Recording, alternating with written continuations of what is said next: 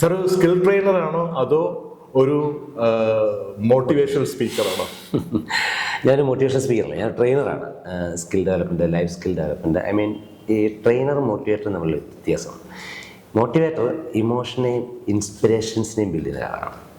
Trainer എന്താണ്? Trainer ഇങ്ങനെ learning ഉണ്ട്, ആപ്ലിക്കേഷൻസ് ഉണ്ട്, റീലേണിംഗ് ഉണ്ട്, അൺലേണിംഗ് ഉണ്ട്.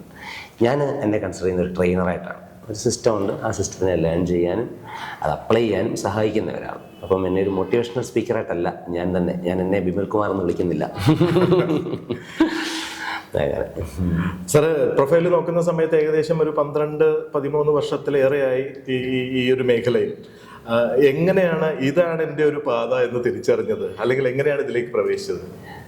രണ്ട് ഭാഗങ്ങളുണ്ട് ഇതിന്. ഒന്ന്, ഞാൻ ഈ മേഖലയിലോട്ട് വരാനുള്ള കാരണം കാഞ്ഞിരപ്പള്ളി രൂപതയും കേരള കത്തോലിക്ക സഭയുടെ യുവജന പ്രസ്ഥാനം, KCY എന്ന് വിളിക്കും.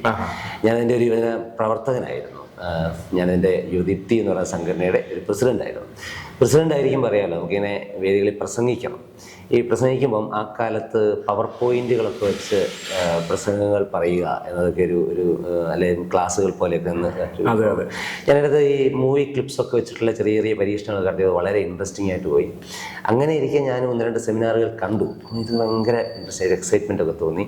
അപ്പോൾ ഞാനതിനകത്ത് കൂടുതൽ വർക്ക് ചെയ്ത് ആ ക്ലാസ്സുകൾ ആളുകൾക്ക് ഇഷ്ടപ്പെട്ടാണ് എൻ്റെ ഒരു യാത്രയുടെ ആരംഭം.